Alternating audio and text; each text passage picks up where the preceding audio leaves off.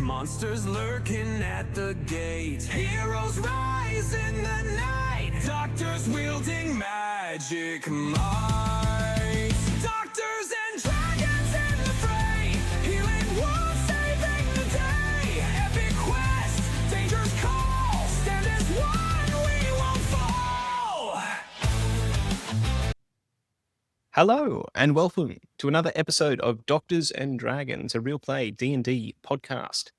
My name is CJ. I am your DM for this evening, and I have a hard question that I'm going to throw to our panel of expert D&D doctors. So tonight, in order to get to know you better, we would like to know, what is your opinion? Pineapple on pizza, yes or no, or equivocal? Justin, what are your thoughts? Pineapple on pizza is an abomination unto Lord Bane, and the penalties will be most severe for any who transgress. A strong set of points there. Christy, what do you think? Anything sweet suits me. So yes. An excellent count. Emma, would you care to be the tiebreaker? Talos loves to blame pineapple with the lightning bolts, and it's his perfect pizza. Novel. And Tristan, what do you think? I mean, I'm willing to try anything, but I hear it digests your back as you eat it. I don't know if that's really something I want to risk. A risk mitigation strategy. Very, very appropriate. I like it. So, we are in the midst of exploring the Compass Rose, a shipwreck that seems to have caused issues with Stormwreck Isle. Is this the source of the zombie outbreak? We don't know, but we're going to find out because zombies are charging at you from the main deck. After exploring the top of the Compass Rose, you have found zombies coming at you very fast. You found a portrait of a lovely looking couple. Tristan, your character Kurgan, uncovered several gold pieces in an area in the hold. What other mysteries does the Compass Rose have? Let's find out, because zombies are coming straight at you. We're going to jump into an initiative. To be honest, these zombies are not particularly tough, so we'll do a quick initiative, just going around the table, starting with Vorgrim, then Calliope, then Emma, then Tristan. Do you guys want to roll initiative, or do you reckon you can finish them off very quickly? Happy either way. Just I get it say we done. go for it. Jump right in. Yeah. Jump right in. Okay. Roll me initiative, and we'll keep that for any other minor encounters that you have in the ship. Any big encounters, we'll re-roll initiative. Okay. So I can see Kurgan's jumped in with a strong 17. Calliope at 12. Lenora at 14. Very nice for a cleric. Okay, let's plug all that in. Something went wrong. D&D Beyond, you're letting me down. There we go. Vorgrim added. Got Lenora added. Got Kurgan. You guys are a bit spread out from memory. And let's see the zombies. So you see two zombies coming at you. They got a 0 on initiative. Okay. So these may not be the final boss you guys face. We'll see how we go. We're dealing with Romero zombies, not fast zombies. Actually, Vorgrim, did you get 20? Fastest paladin in the West. Okay. Yeah, he must have been unusually alert. Hey, what do you guys want to do with Lucci and Bugret this episode? Could they be guarding Maybe the they- ship? Yeah, maybe they're hanging back on the rowboat. Yeah, love it. Keep it simple. All right, Grim, you're actually up first. So you see two zombies charging at you. They are the deadly foe known as Zombie A and Zombie B. What would you like to do? Going to have to advance and engage. They are a tactical speed bump only. So you get up in their face. Do you take an attack? Attacking with my greatsword? Very nice. 23 does hit this zombie, yes. 10 damage. Do you get any other cool bonuses with the greatsword? Or is that only rogues? I think I've got Savage Attacker and I've got Savage Attacker and I've got the Great Weapon Mastery. So I can re-roll the damage and see if I do better. I'll give it another roll. I think you also get the graze effect, but that's if you miss. I think I might go with the 10 damage. 10 damage, yeah. I think that's fair. Okay, yep. That takes us through to Kurgan. What do you want to do? You're back in the hold. You just found a lot of gold. You found this mysterious portrait. I don't remember what was happening with the portrait last time. It's been a little while. Yeah. Right. I can Yeah. refresh you guys. You take your turn. I'll give you an update. Yeah, I think we've got to deal with some zombies. So I need to get into a good flanking position. Can I clarify? Are they coming up from the stairs, or are they like coming down from the? What's happening there? Yep. So they're coming out of a cabin that's on the same level as the main deck. So the main deck, if you picture one flat plane, they're in a Yep. cabin that opens straight onto it. There is an upper deck. It's open to the air, but you guys haven't been up there apart from Calliope trying to catch the steering wheel that tumbled and awoke these zombies. You take your turn, Kurgan, and then we'll update Lenora when we get to her turn because I need to update some stuff in Divine Sense and ships. Yep. I think also our good mate is trying to get in to the street. So I'm going to move there, and then I'm going to activate Adrenaline Rush because that'll give me a couple of extra hit points and give me an extra move. And I'll try and get next to this guy so I'm flanking it. I'm going to make a... Yeah, you can add Lenora. I'm going to add a short sword attack for a start, which is a 20 to hit, which will hit. And if I am flanking it, then I will get bonus damage and sneak attack. So that first hit does 10 damage. And then 10 damage. my dagger attack is done at advantage because of the short sword. Okay. So I get a 23 to hit, which is 5 damage. Easily hit. So 15 all up. So I sprint out of the room, drawing my blades as I run, and when I get next to this thing, I wait for Wargrim's blow to smash it to the deck, and I jump in and stab my blades into its chest. Nice. As you stab your blades into its chest, it collapses. It falls to the ground and rolls a dice. It gets back up, hanging on by the skin of its teeth. So, one zombie almost dead. Other zombies trying to get around it, can't really get around it. Shane, we'll add you into the initiative order after the next one. If you could add your token to the map, I will plug you into initiative. And we'll ask you a very important question in a sec. Okay, do that now.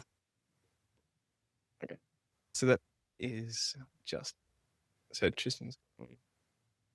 Lenora, you are up. You get a couple of things. So it's your turn. You also feel your Divine Sense starts to accommodate to the ship and it starts to penetrate through the 4 to 8 inches wooden planking around you. And it starts to pick up some signs of the undead, not only in the corner here where you're fighting in the northwest, but in the lower decks. You also feel that there are some undead triggering off down in the level below you. And you feel them in, let's say southwest on the lower deck and also almost in the center of the lower deck. And you'll get some more details as you get a bit closer. But there's definitely some undead in the deck below you. One of them pings a bit harder than the other zombies. Right, okay. Aura says there are more clicks below. We must end them before they rise. And then she will toll it dead on the one that she can see from where she is. Wisdom save. Wisdom save. Okay, wisdom save gives us incredible... Fails 4. Extreme project. 3 necrotic. So what does this look like? Just describe it for me as I roll this. Another con save. It sounds, it doesn't so much look as you just hear this ship's bell, the bell that they would sound the incoming danger and an incoming storm, and it just resonates around this chamber, this sort of ghostly ship's bell, and this sort of, if you're close enough to feel it, sort of necrotic wave comes out of that. And it's interesting, as you see it hit the first zombie, you feel an unusual reaction amongst the zombie, and the wave passes forward into the zombie behind it, and a wave of destruction immolates the second zombie, and they both collapse to the ground and scatter to ashes. And you hear a voice in the back of your mind just say, "Good, bring destruction." And then it's gone. And with that, we're out of initiative. Shane, before we carry on, I do need to ask you important question. What is your view on pineapple on pizza? It is an abomination. Seriously, who does that? No. No. Consensus amongst paladins. Consensus among- Well, why would you spoil a perfectly good pizza? Seriously. Apparently, pineapple on pizza is a chaotic trait. Yeah. Yes. That's So, fact. you guys have cleared the main deck as far as you're aware. You have the room to the southeast of the main deck. You are not getting any pings on undead in that room. You have an upper deck that you can see. Calliope has been up to the upper deck with where the steering wheel is, a crow's nest above you, and steps going down in the center of the ship. So those steps in the center can go down to the lower decks. And Lenora is feeling some undead in the lower decks. You said there was some undead down there. I point to Volgrim and Buggert. What if you want to roll it for it? I cede the Yeah, honor fair. to you. There's more undead down below. Yeah. Cleric felt their presence. Okay. We should go down there and hit them or smite them. Yeah, but I suggested that the guys in the heavy armor do that. I'm quite Yep. fragile. I'm happy to head on down. I'm fairly fresh. I don't think you're as fragile as you like to make out. What are you talking about? I'm very fragile. Look at me. Strong wind will blow me off this ship. Considering the damage you did to that zombie earlier, I Didn't think you can I? hold your own. The cut you So, made yeah, is I- different than what I made with my greatsword. No. Just ignore me. So you guys are going to proceed to the lower deck without checking the southeast corner yet? I think if we know that there's enemies below, that is where we should go. No worries. I'm And going to villains. lower deck map. We can certainly look in the other rooms once the way is clear. Strategy. Yep, that's the whole reason. So the lower deck comes into view, and just so the listeners have a bit of an idea, who's taking the lead on this? It sounds like it's paladins, maybe. Where's everyone positioned? I'm happy to take the lead. Okay. Okay, not happy to eat pineapple on pizza, but happy to take the lead into a house of zombies. I see how it is. Yes. So you guys proceed to the Cool. lower deck, and I'm assuming you crouch there in the entrance to the lower deck for a second, just gather yourself. What is that? It is chilly, wet, and unsettling. Seawater obscures the floor and sloshes against the hull. Decaying crates and barrels are scattered around, some floating freely and others stacked in the corners. You hear the faint sound of movement. It's hard to see in the dim light, but you can hear movement below you. The water appears to be about knee deep at a quick glance. And Lenora, you can feel that in the lower deck, there is a sense of undead, and I'm actually just going to reveal it to you for mechanical purposes. There is a sense of undead right near the door, but there's also one lurking amongst some crates to the northwest, and you can glimpse there is a hole from the quarters where the original zombies came from in the northwest. So the northwest of the ship, there seems to be a hole that's across multiple floors. I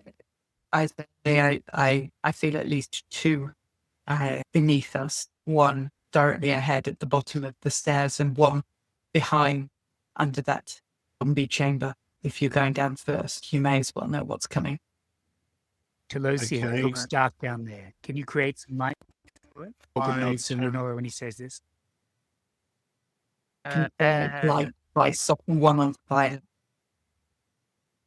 Yeah, I don't need light. Light's for pansy humans. Sorry, man. Bard, can you create magical light? I can also set things on fire. That's about as close as I can get. Sorry. All right, we got Maybe 2 we extra can set one fire. of the fire. We're on a wooden boat. Probably not the safest. I have dark vision as well, so if I can go in burst, I can see one his. It's just your purity here.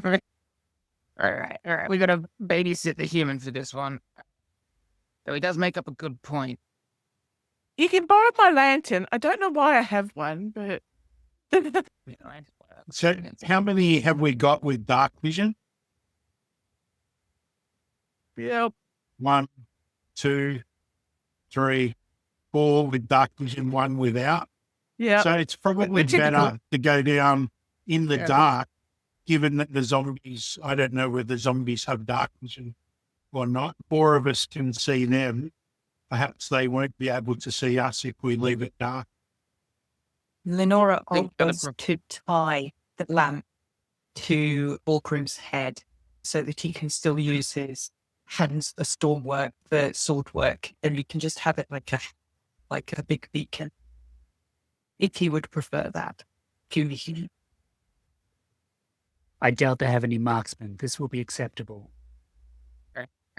Then I shall do that. I shall use my rope and my lance to lash. Lenora's lived on ships and has a large collection of knots, and she's going to lash her lantern onto the top of the Borgrim's head like a helmet, underneath his chin, round the base of the lamp, light the lamp, and go. Now you can. I am suitably illuminated, Talosian. Thank you. You're welcome. All right, we gotta remedy that at some point. But now, that is hilarious. And now we have to fight zombies. Okay, here's my plan. I point to Boggart and Vorgrim. You guys, you get down there, try and draw them toward you. Now, you said there was 2, you think? One of them seems to be over there. I point to where the zombies came from and down. So I think he's going to do one of 2 things. He's either going to come up through that hole, or he's going to try and flank you guys at the entrance. If he comes up through the hole, I'll be waiting here with the spellcasters to deal with him, while you bash up the other one. And if he doesn't, then I'll drop down there and flank him. Sound good? Sounds good. All right. Let's go. So, Chris, just to double check, where the stairs that will be coming down are the ones directly in front of that zombie? Yeah, absolutely. They're directly in front of the zombie. So you can see the one that's not submerged is the one you'll be emerging from. The one that looks like a bit of water over it will Yep. go down to the hole. And you can see there's a little pole there that is the mast, which is still intact and will provide you with very minimal cover if you wish to use it. You know, I think you just rush down and charge it. No worries. I will roll initiative for these creatures. I'm going to keep the basic initiative, but if you could roll initiative for me, I'll keep the basic initiative the same for the others, just for simplicity. Again, these are not the big bad evil guys of the campaign, just to keep the game moving forward. Initiative, what's initiative? To 20. 24. Oh, jeez, you guys are on fire tonight. Okay, so 24. That will leave you up on deck, Vorgrim. So you're up first. Sorry, Vorgrim first. What would you like to do, Vorgrim? A zombie turned towards you, and you don't see movement from the creature towards the northwest. It seems to think it's in shadow and hidden. But the zombie certainly towards you if you want to move your character into battle. Vorgrim marches ahead, sword at the ready, trying not to displace the makeshift lantern on his head. Okay. How about it? Tristan, you're on deck if you want to move your character into place too. I am exactly where I want to be. Orgrim's 14 does hit. Carve into this zombie for me. I think I'll use my Savage Attacker to not be roll a 2. And I just realized with one of my masteries, all 1s and 2s on damage dice turn into 3. That's actually 12 damage. Yeah, very nice. That's what I like, using the rules for an extra point or 2 of damage. The way Gary Gygax intended. Sit. You're very tentative to have the lungs thrust to your head because you haven't got dark vision. Look, It I think that's helped the you most see. light Orgrim's ever been. We take what we can get. So, yeah, Volgrim hacks into this zombie, absolutely cleaves a huge chunk off it. It's still standing, and again, you're up. Alright, I'm gonna move. This is difficult terrain too because of the water. I don't think it will affect you too much, but if you need to make a big move, just let me know. Okay, I'm gonna move 1, 2, 3, 4, 6, just here. I'm gonna see if I can't see that zombie hidden in shadow. I know it's not a zombie. Alright, there. You see a creature hidden in the shadows. You're able to tell this is a ghoul. How does Kurgan know about ghouls? Fill in some backstory for us. I don't think he does know specifically about ghouls, but I think he managed to read a manual in someone's house that he broke into that was talking about different kinds of undead. And this thing fits the description of one of them. Okay, so you see a creature with razor-sharp teeth, jagged claws, looking very hungry. It has inhuman eyes that just full green, no pupil, and it's got the similar skin tone to a zombie, but looks more spry and lithe. I'm going to try and hide from it for now. And then that would be my bonus action. And then I'm going to, as part of my move, draw my bow and then prepare a readied action. So if it tries to charge up and engage anyone, that I will shoot it with my bow. Solid? Yep. So that is the ghoul's turn if you're done? Yep. Okay, so the ghoul clocks you, it makes eye contact with you, and realizes maybe the jig is up. Where are you positioned? Just remind me on that map. Floor up, looking down at it through the hole in the ceiling. Okay, so it's going to see you a bit out of reach. It's going to see Vorgrim engaged. So it's going to rush at Vorgrim. So Let's this send it creature a- bounds out of the hold, and that will trigger your reaction or your action, held action if you wish. I take a shot. It's only a 10 to hit. I think I miss. Yeah, 10 will unfortunately miss. Yep. You're not human. Are you human? No, I'm orc. I think we got a fan in the background with Shane. So, you miss. It rushes up to Justin. It is absolutely a disgusting beast. Like, it's slobbering. It's got a vile tongue. It's got jagged teeth. And it's going to take a bite attack against Justin. Does a 19 hit? Unfortunately, yes. So it does 13 damage. That's all it can do for now. But you think if it... You'd see it's got very nasty looking claws dripping with some sort of unusual poison. So you think if you stay around, it's going to do something more. But that's all it can do for now. And that will take us through to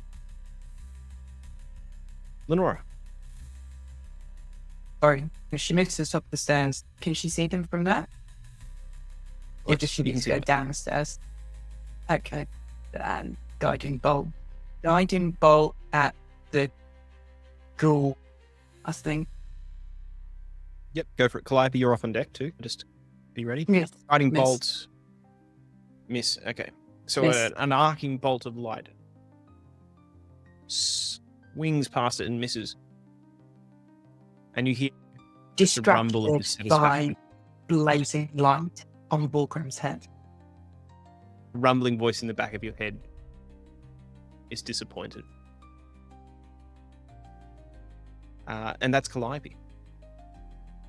All right. So I will also be wanting to look down the the stairs, trying to sort of wish past Lenora so I can see what's happening down there and clock eyes on the ghoul as well. Go. Do you know what's a ghoul's favourite romance novel? Romeo and Juliet. And cast Tasha's hideous laughter. Very good. Gonna make it with now, is that a save? It's a save. A wisdom? Wisdom. Gotta beat a 12. The ghoul does not save. It rolls a 7, and it looks at you like, So Bex falls over laughing. and it falls over laughing. It's quite the sight. This hideous thing rolls on the ground in this cacophony of unnatural sounds. D&D Beyond's being temperamental today. I'll reload that. So,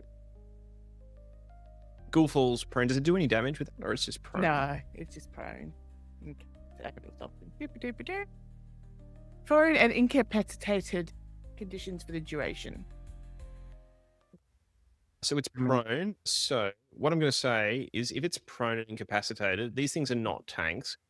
With it prone and incapacitated and a regular zombie there, I'm happy for you guys to just mop it up. Like, it's not going to be hard. So just in this, for the sake of expedition, if you guys want to just say you charge in and hack it all while it's prone and incapacitated with that clutch attached to hideous laughter, I'll allow that. And they can just be mopped clean if you guys are cool with it. Very Right, cool. so they get- I'm glad to not get eaten. Okay. Vorgrim comes out of that looking a little worse for wear, but otherwise you guys cleave through these beasts. And you now have free run of the lower deck. And Lenora, you no longer sense any undead. So what you do see is that there's a number of crates and barrels around. Some are in worse condition, some are in better condition. And you do see steps going down into the hold. And again, there's that hole over in the northwest where you see it's like something's dropped through from the top level. Is it? Is the hole flooded? There's water up to the level of the hole on this level. So everything below here is going to be underwater. The hole itself is flooded, but only up to 3 feet. So like to your shins. I don't suppose any of your non-human privileges extend to breathing water.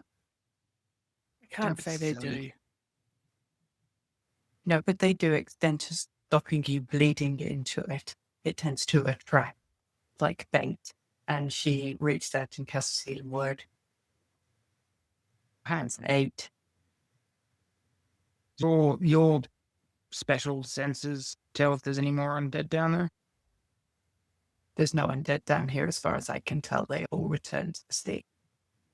Hey, it's funny. As you mentioned bait, Lenora, you remember there were some strips of fresh meat on the top floor. Might not be undead, but there might be something. Shouldn't let our guard Maybe down they- just yet. Maybe they were baiting something. We've just used Volcrum. Fulgrim's going to pass his hand over one of his wounds, murmur a quiet prayer, and close the wound. How messed up were you, Volver? Who is he? So maybe they were trying to attract something else. Wait, who was trying? Were the zombies trying to attract something else? I think something else is trying to attack the zombies. Question is, Can- what is this something else? Can Yeah, Bucket alright. see where the meat is from where he is? Make a perception check. Not a hard one. Perception. Anyone else who wants to make one is welcome to, if you wish. Sure. With the 15 bugger, you can see some of the meat still up on deck. You see a couple of things. This room is submerged in partially in water. The crates, some of them are unopened, and you think some of them are still sealed. Traditionally, they're prepared for sea travel, so some of them are still sealed. You also... That's all you can really see from down here. Like, even with the 15, you can't see through wood, but you can see strips of meat on the deck. I didn't actually get down there during my turn. Didn't get Oh, sorry, my apologies. Of course you didn't. So, what is a couple of things? You see a crow's nest above you, and you see a glint of something blue in the crow's nest. You see a bunch of stuff peeking over the edge of the crow's nest, and on the deck there is scattered strips of meat. With a 15 on the deck, you're able to see that it's like the meat has been dragged across the deck by something. Okay. You also see a splatter mark as if something had been dropped from a height. Is it in proximity to the crow's nest? It was dropped from the crow's nest? Some is. It's scattered in a fashion that makes you think it's been like multiple sources have occurred here. They look of different ages, for lack of a better word. So some of them are in different states of decay. And the blue thing up in the crow's nest, is it like moving or not moving? It doesn't appear to be moving. You just see a glint of something as the sunlight refracts off. It doesn't seem to be moving. Okay. Is any crate? I think you're muted there, Lenora, but I think you said, are there any crates that could be... Are there any crates or supplies or anything worth searching? Yeah, there's absolutely this some lower crates here. You are free to have a look at those crates. So some of them are sealed, some of them are not. The ones that aren't sealed, you're welcome to have a look around. The ones that are sealed, you'll have to jimmy open, which will probably take you between 1 to 10 minutes, depending on what you do, which I will factor into some things that are going on. No pressure. But if you want to spend some time just digging through the crates, you're welcome to. And just tell me how many you want to crack open. Yeah, And just do three, so, everyone else was walking way stuck. around the room. So did you want to have a go at a crate? Yeah, I would do that while everybody else is, while the crates figuring out what's going on upstairs. Unless anybody tells me there's something to find, there's no undead that I can detect. I'm going to start smashing up crates. Vorgrim is roll going to me- barricade the hole with some crates. Okay. Roll me a D6, Lenora. Vorgrim, you're going to barricade the hole, like the lower part of the ship or the higher part of the ship? The hole that leads to the lower part of the ship, out of sheer paranoia. Sure. Risk mitigation, mate. Like, why have pineapple and pizza? Why not barricade the hole? To barricade it with pineapple. Two. With a 2, you jimmy open a crate and you find the refreshing scent of a 20-pound sack of whole cloves, which you reckon is worth about 60 gold pieces in decent condition. Several other crates around if you want to spend some time. It'll take about 10 minutes per crate if you want to see what treasures this lower deck holds. If anyone else wants to explore the underwater area or the crow's nest while she's doing that, or have a look at the crates themselves, they're welcome to. I'll probably try and pry open a couple of the crates, or like getting a dagger just in underneath the lid and trying to pry open a couple. Sure. Roll me a D6. Apparently not as destructive as Lenora's smashing and grabbing effort. I'm macing the crate, like just smashing them. Kurgan, you're not wearing heavy armor and you can see in the dark.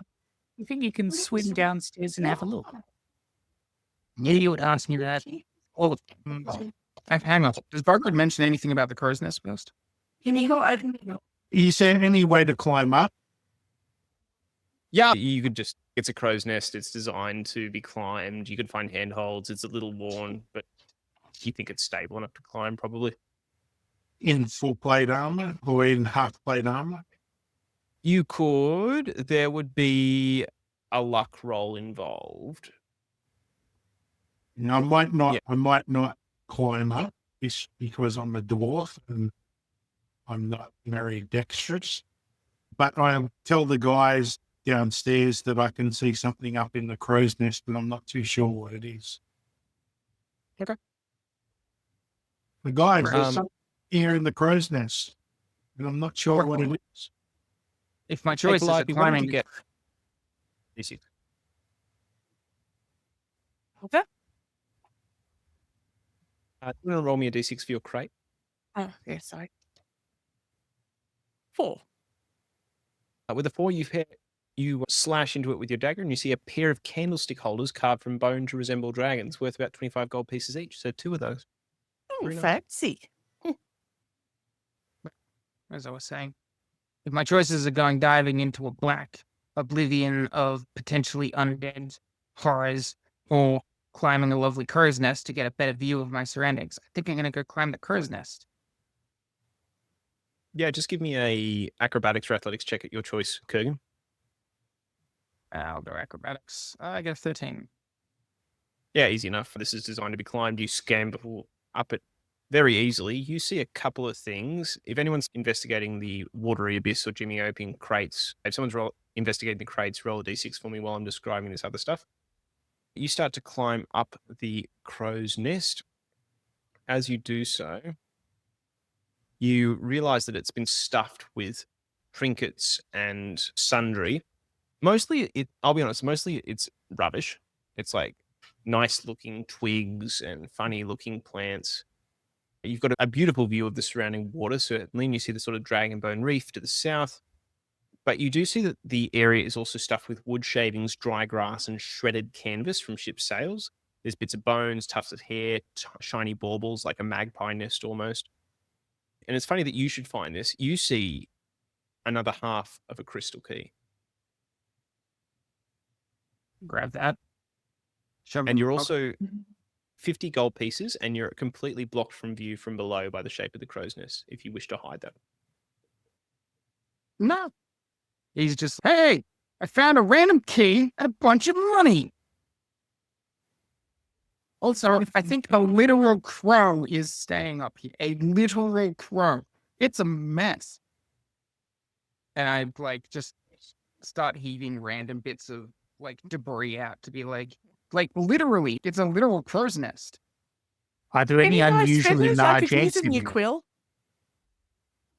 No quill quality feathers up here. you go. I will duck out of the way of the grass and twigs and crap that's now raining down upon me. No, sorry, Bugger. Alrighty. Channel. Sorry, okay, just got a bit excited. What's up there? Apart from twigs and grass. Some money? What's the key look like it's for? Does it look Oh. like it?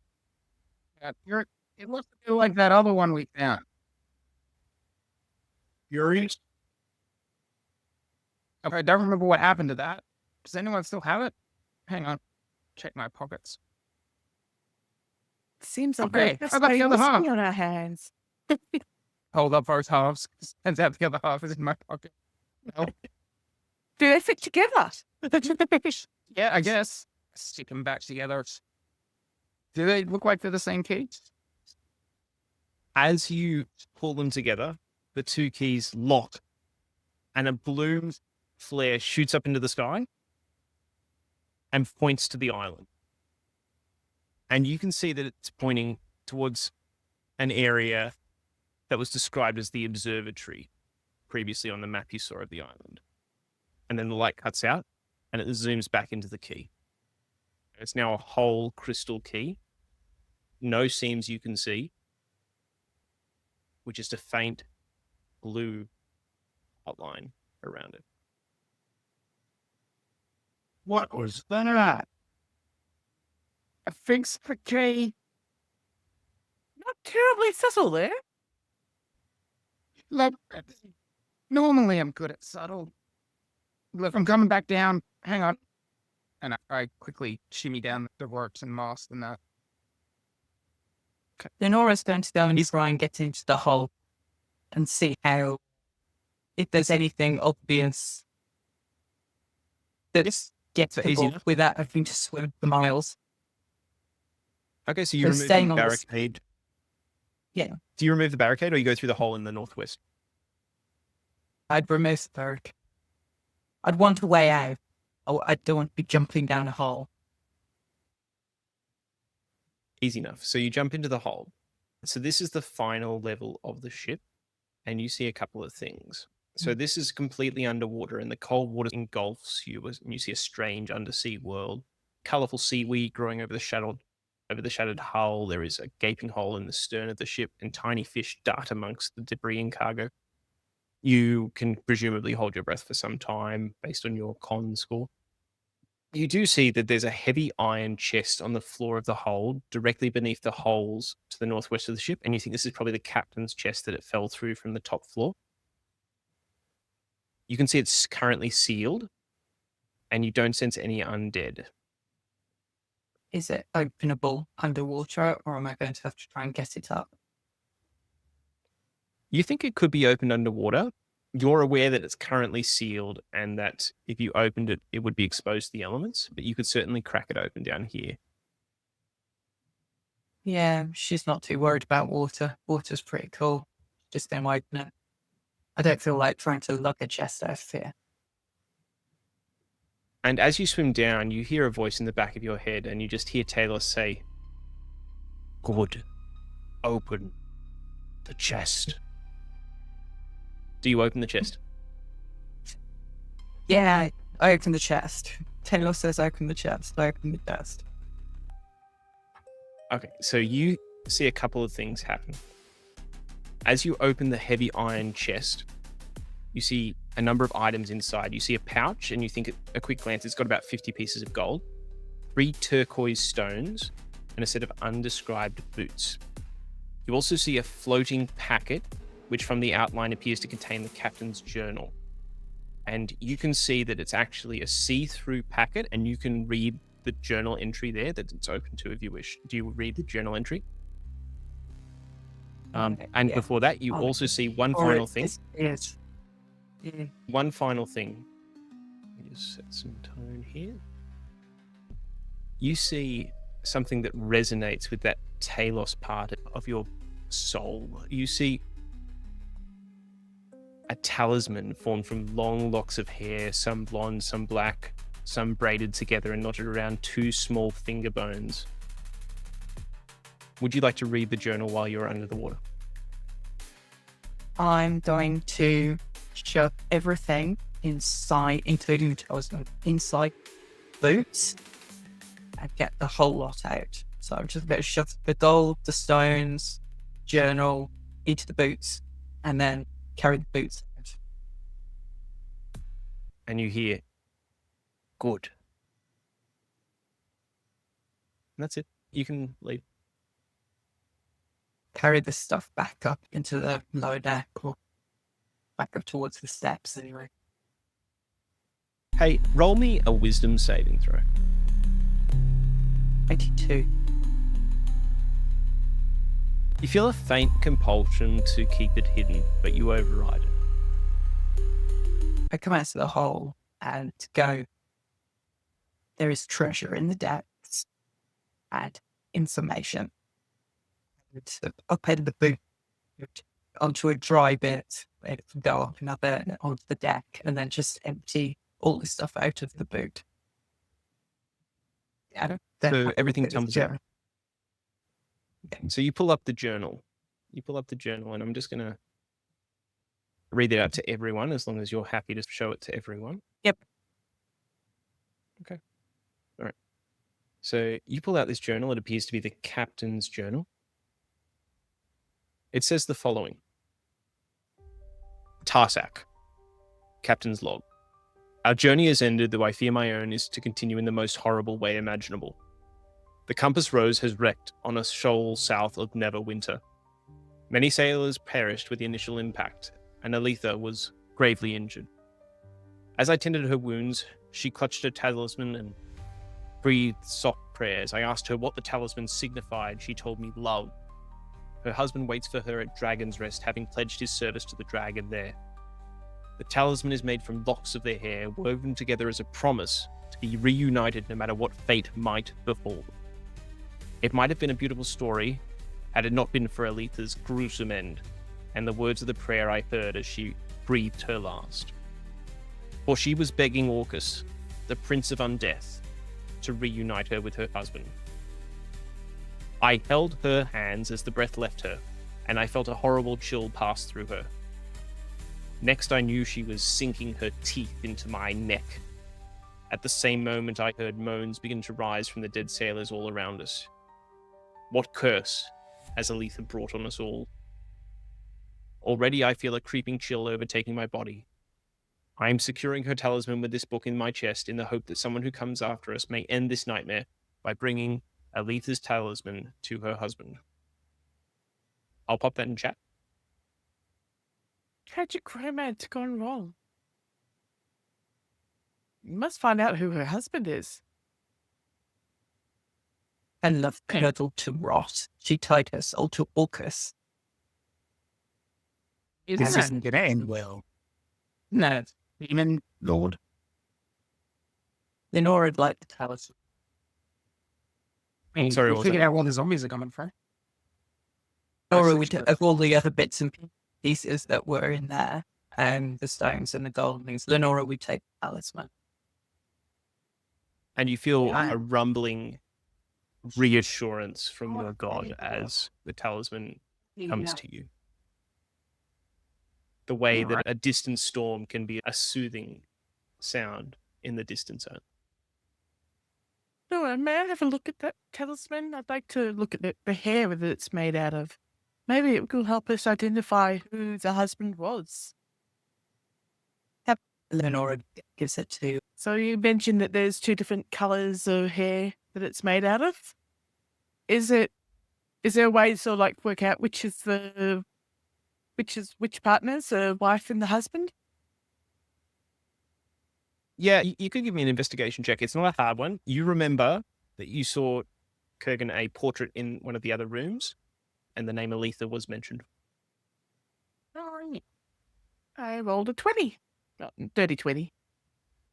Okay. There was a Winnie, portrait Winnie. over there. I think that might have mentioned an Aletha. We'll probably check their hair colors, see if they match. Yeah, so you're able to compare it to the portrait fairly easily, and that it is, in fact, a match for the couple in the portrait. So the husband in the portrait, does he look like anyone that we've met previously at Dragon's Rest? Yeah. Let me make sure.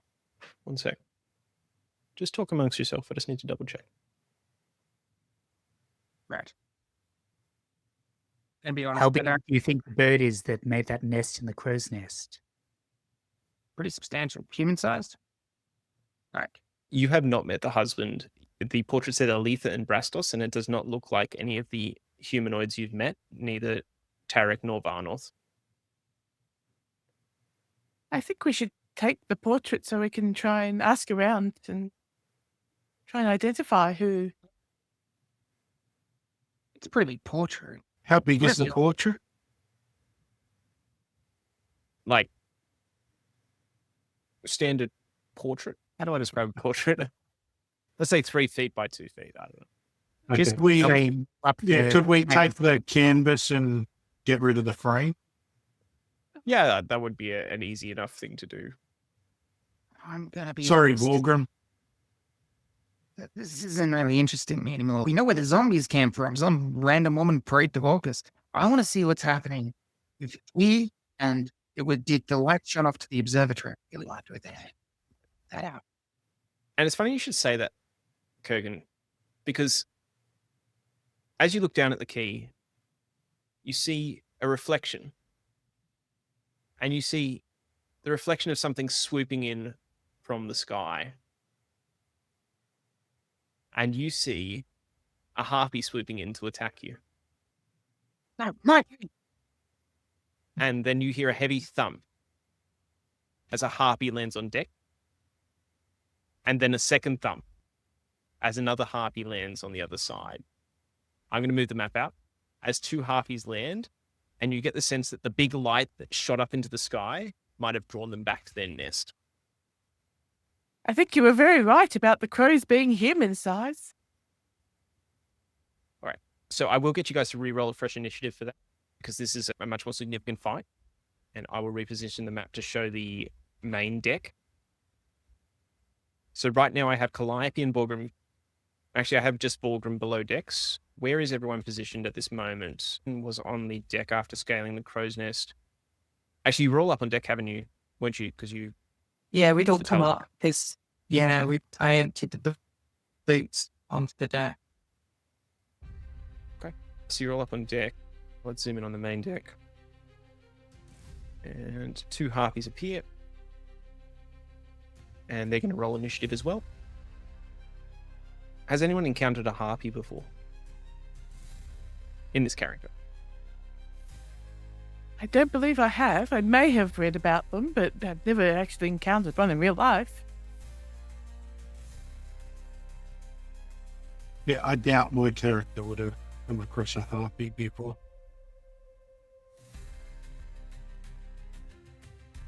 DMT Beyond's having another fit. What's up with the Gotta channel? love it. You gotta love it, don't you? It's good to see it. Okay. Right. How's that everyone? Where's Calliope? Calliope's still on the lower. Oh, am I deck. still downstairs? I hope you're peeking. And if you want to position yourself where you were, like looking around the boots, you have a chance to do so. If you want to move your token to wherever you were, go nuts. Yeah, I think I was but over Bugger- with Lenora looking at the talismans, so I'll be. So I've got Bugger coming in at 4, Borgrim coming in at a strong 21. Bloody on fire tonight. Got Lenora at a solid 11. Got Calliope at 22. My word. And got Kurgan at 13. Gentleman's 13. Okay. So Calliope, you're up. You see a harpy. You've never encountered a harpy, but a foul-looking creature that seems to have the wings of a bird, but a humanoid body with like claws, and it's looking pretty hungry. I'll be honest with you. Yeah. So I think just as a first off, just she's getting her wits about her. She's just going to try and scare it off with a firebolt. Yep. So you see two harpies. One is to the northwestish. One is to the northeastish. Which one are you going to hit? Probably the one to the northwestish. I think there's a few other people in the way of the one to the other one. Happy bee. 19. Yeah, that'll hit. So it did 4 damage. Fire. 4 damage. Easy enough. Borgrim, you're up on deck, by the way. Borgrim limbers up his shoulders and gets ready for his third battle of the day, advancing on Harpy B. And Calliope, did you want to do anything else? Bonus action, inspire, or anything? Yeah, I'll inspire Lenora. Borgrim's advancing on Harpy B. Okay. So that's the northeast. Are you going to move right in front of it, I imagine? Yep, and I'm going to take a swing at it with my greatsword. Go for it. And AC is 11 on these guys. okay, and I'm going to use a wrathful smite on it in addition to doing my greatsword damage. Fantastic. Can you let us know what Wrathful Smite does? Just for the listeners? So wrathful smite is a less fluffy version of one of the smiting powers. Instead of radiating divine power, it radiates necrotic power, causing things to decay as I sheathe my sword in my enemy. How much damage do you do? I'm going to check Savage Attacker on this, see if I can do better. I can do slightly better. So 11 plus my Wrathful Smite. So we're looking at 14. And the Harpy is going to have to do a Wisdom save DC 12 in order to not be frightened. Assuming it's Not still too live. wise, these guys. Let's see. That is a 2, so the Harpy B is frightened. What does that mean for the Harpy? I don't think it can move towards you.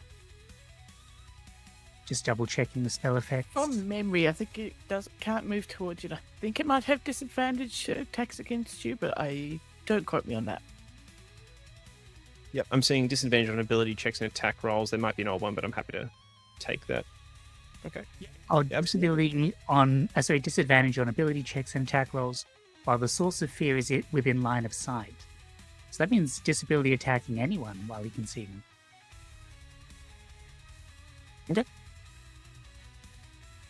Okay. Is that your turn?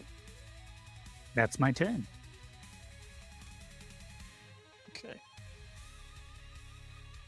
As you get up close to the Harpies, some sort of effect kicks in. So before Kurgan takes his turn, the Harpies... No, it wouldn't kick in yet. Kurgan, it's your turn, sorry. Ooh, Kurgan, 21. you're muted. 9 damage to the Harpy. Plus 3 sneak attack. Oh. 12 damage on that strike. On Harpy B. Cool. So my dagger attack has advantage with my short sword. Yep. That's at 17 total. Yep. And then That does an extra 5 damage. And then I'm going to bonus action disengage and move Smart. past it to here. You're a rogue at level 2 now, Yeah, so yeah, you can do sure. that taking. Yes, so that was my bonus action. So the reason I can do all that is because my dagger has the knit quality. It can count its attack, its extra attack as part of my main attack. So both harpies are up next. So Harpy A, which is to the northwest, is going to use its luring song. So it sings a magical melody, and it starts off sounding screeching and irritating, but you start to feel, hey, this is actually quite welcoming. And every humanoid within 300 feet must succeed on a DC 11 wisdom saving throw or be charmed. Can I get a DC 11 wisdom saving throw from everyone, please? All right. So, I see 24. Lenora easily passes 24. Kurgan gets 18, easily passes. Calliope fails with a 2. We'll come back to that. Grim just passes with 11, and Bugret fails with a 10, unfortunately. And Calliope are charmed. What can I say? I Uh, appreciate good music. So Oh, you are great. considered incapacitated. You will ignore the song of other harpies. If you're more than 5 feet away from the harpy, you must move on your turn towards the harpy by the most direct route, trying to get within 5 feet. You can repeat the saving throw at the end of your turn. And you'll be immune to further luring song after that. So you are charmed, you are incapacitated, and you will move towards the harpy on your turn, basically. You can't take any action, bonus action, reaction. If you have concentration up, it's broken, and you can't speak. From the incapacitation, while you are charmed, you cannot harm the charmer, and they have advantage on ability checks to interact with you socially. Now, that is what Harpy A is going to do with its turn. Harpy B is actually going to use its luring song as well. Can I get another round of wisdom saving throws, please? All right. So Borgrim saves, Lenora saves, Kurgan saves. Bugret doesn't save, but it doesn't matter because he can't be charmed while he's charmed by the other harpy. And Calliope can't be charmed because she's charmed by the other harpy. So just Calliope and Bugret. And that's the harpy's turns. That's all they can do, I think, with their action. They don't get a bonus action. Oh, So that's the harpy's turns. Who's up next? That will give us I think it's Lenora. Lenora. You're up. You're not charmed or incapacitated. You go for whatever you want to do. Nora goes to Sansa's sweetest spring rain, but listen to the hunger underneath and told the devil Harpy B. That wisdom's No worries. Harpy Harpy B. Gonna make a wisdom saving throw. 9 fails. And that's D12 because they've already taken damage. Oh, very nice. So 9 Nine plus puts damage it to Harpy B. Harpy B goes down. Describe for me what happens as Harpy B goes down and then Calliope snap to awareness. I thought it was Happy A that we were. It is. Actually, They were yeah, charmed sorry, by it was. Harpy. Apologies. My apologies. Yeah. So you're still Um, incapacitated, but Harpy B goes down. Describe for me, Lenora. There's this such a deep resonant boom which for Calliope and Bugret harmonizes beautifully with the lulling and enchanting tune of Harpy A. But for Harpy B, it's grossly discordant and they just get this awful wave of all the energy being sucked out of them as they fall to the ground. So it falls to the ground, and yeah. Anything else you would like to do? No, I'm going to hold and stay where I am. Great. So you are charmed and incapacitated by Harpy. You have to move towards the Harpy as close as you can get to it. Awesome. So, lulled by her pleasant song, I will try and get as close as I can to experience this delightful music. It's fullness. So you move up there. That's it. Now you can take a wisdom saving throw if you wish at the end of your turn. I would love to. That'll do it. That's 12 will do it. So describe for me as you snap Yay. to awareness. This song is terrible. It's almost as bad as pineapple on pizza. How could I have been lulled into this? Man, how about you? And I have my next available opportunity. I'll try and hit her for making me think that she could sing. So, Calliope, you're up. You also need to move towards the harpy. I do indeed. And at the end of your turn, make me a wisdom saving throw. Oops, that is not the button I meant to press, but I just did it. It should be 1 less than that one to 13. I accidentally You make rolled the in, save. but not just a bit. Yeah. What flashes through your head to snap you out of it? Chord just does not fit. Who taught you how to sing?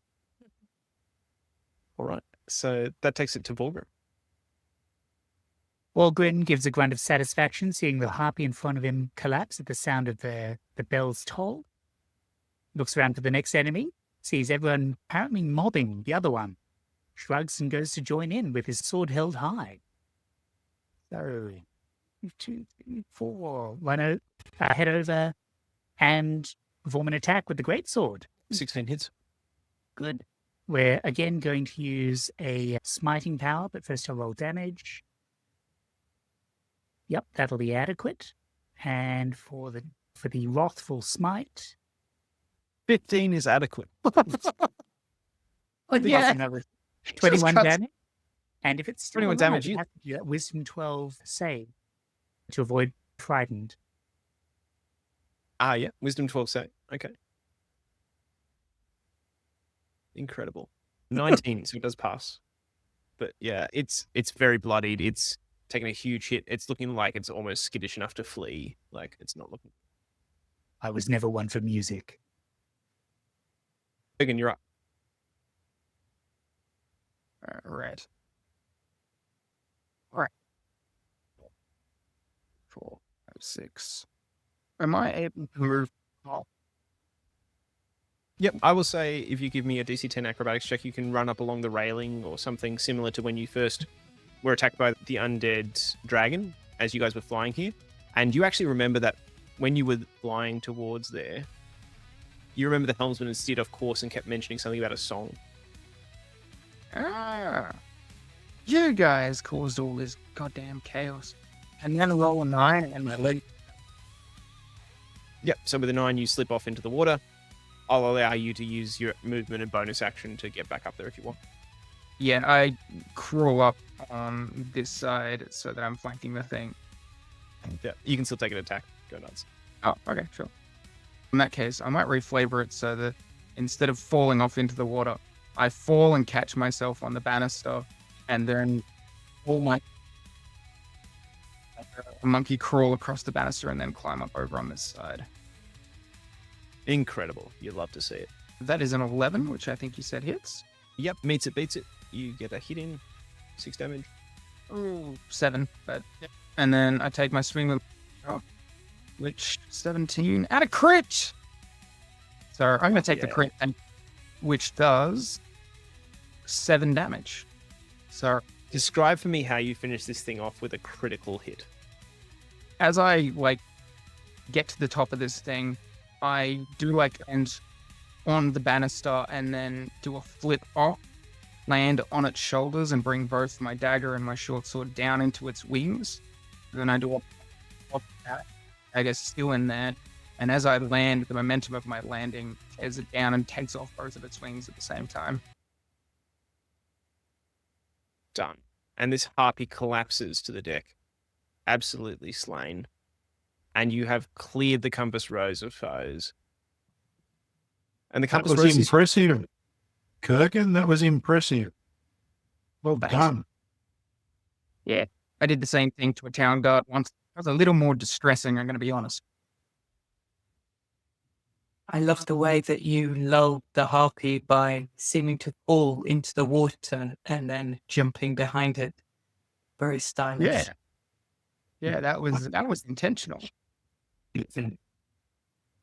Anyway, Okay. yeah, 100%. Let's not dwell on that any further. Yeah, let's not examine that too closely. I think we've done everything here. I'm excited to go explore an observatory. Is anyone else want to do that? There's we- another room to loot here.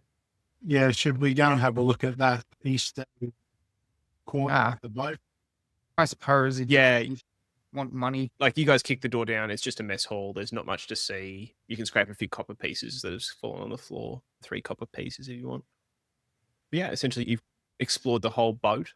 You have, just as a reminder from the find in the chest, you have the talisman, 50 gold pieces, 3 turquoise stone, and a pair of uncertain boots. And the I journal. could have Are a the look at boots those nice? boots if you'd like. Yeah, go for it. The I can sit down for a few minutes and cast Identify to see if they're magical. Yep, easy enough to do. Does anyone do anything while she's casting Identify? Lenora's going to take this Talos and go, this is no love promise, it's a tether. We need to sever it somehow. Return it back to the grave. Stop these undead from rising. Maybe. Do we have to do that? Like, we found out why they were coming here. I think I think that I think the singing is probably what's lured these sailors onto these rocks. They seemed pretty effective. If you'd been steering the ship, we'd have died here too. So maybe there's more than one thing going on here. Yeah, I guess that's true. But it sounds like Orcus is raising the dead to fulfill this woman's last wish. Zombie answer solved. I think that's great. We've got an answer. I'm happy. I want to check out the observatory. That's all. I just want to explore some things. Absolutely, we check out the observatory. I'm unclear whether we leave this place in the hands of the zombies or not. I think we should put an end to the zombie menace. Absolutely. Are any of the We could do corpses that here for the ones observatory. I mean, they're the- used to this, right? Yeah, the zombies are a known quantity. They'll be fine. Yeah. Observatory. Do any of the corpses here resemble Aletha? Because aren't we supposed to reunite the corpse with her husband? One of the corpses does resemble Aletha. It's very hard to tell because it's been about 10 years, but the outfit from the portrait actually matches one of the bodies. It's been beheaded presumably by the captain who was attacked. As you search the mess hall, by the way, Borgrim, you find a document detailing the manifest of passengers. As you see that, you note that Mary Sue's name wasn't there. That's all. Fulgrim will share that bit of information and talk about how everywhere the Harpers go, things get destroyed, things go to shit. Technically correct. Everywhere we've gone, the Harpers have shown up and there's been destruction, death, and decay. I still think you're... everywhere that we've been so far, there's been death, destruction, and decay. Doesn't mean we're causing it. Yeah, it does. We got a priest of Talos. Okay, she can cause a lot of... Causing Interest. Oh, is that sorry? Who's got a hold of the talisman? The North. I I had have. it. I think Lenora wanted it. And Lenora's taking it back while she's identifying the boots. You just hear in the back of your head, as you're holding the talisman, protect brings destruction. Protect to destroy. And this is actually a lot more than your god has normally talked to you. Like you rarely hear directly from Talos. You're a relatively low-level cleric. Yeah. Talos is chatty tonight. It is unsettling. Yeah. Yeah. Having a god of destruction saying stuff to you would be a bit creepy. My family thought that so. It's why I don't live there anymore. Okay. Okay, I think maybe that means we get moving before destruction is explaining your right here. We should take the body of Aletha, wrap it in some tarpaulin and haul it with us. I don't know if we'll be able to settle down this undead plague if we bury it with her husband at Dragon's Rest. Lots of her husband's at Dragon's Rest. Or should we burn it? If you guys are so dead set on curing this plague, maybe burning it won't satisfy it. Not that I'm a We need to curse fix the breaker plague to or get anything. back to the mainland.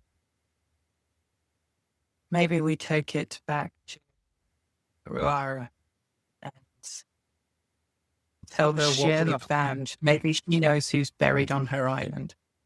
She's had nothing else to do for a while. If we got the portrait, it will be fairly quick. And she wanted to be Still reunited with her husband, so maybe performing her final wish will be what helps calm down the zombie outbreak. But maybe it's just the talisman itself that needs to go, since that was symbolic of her final wish. Curses are weird. I don't like them. I just want to find out what's in the observatory. Who's holding the journal? I'd have picked up, if nobody else has got it, I'd have picked up the journal, the talisman. I'm not interested in anything else. And Calliope's got the boots, because she's identifying the boots. And then there's some money and stones. The boots, you finish your ritual. They are boots of elven kind. As you wear these boots, your steps make no sound. You also have advantage on dexterity stealth checks while wearing it, so you can add boots of elven kind to your inventory. As you're looking at the journal, you reread one line. And the line says, her husband waits for her at Dragon's Rest, having pledged his service to the dragon there. We need to drag her corpse back up the side of that cliff. Oh, hang on. And that's hang where we're on. going to end. I was going to say we could use the crane. It'd be much easier. A purpose for the winch house at last. Yeah, we could sail it round. We've got a boat. We could sail it round to the winch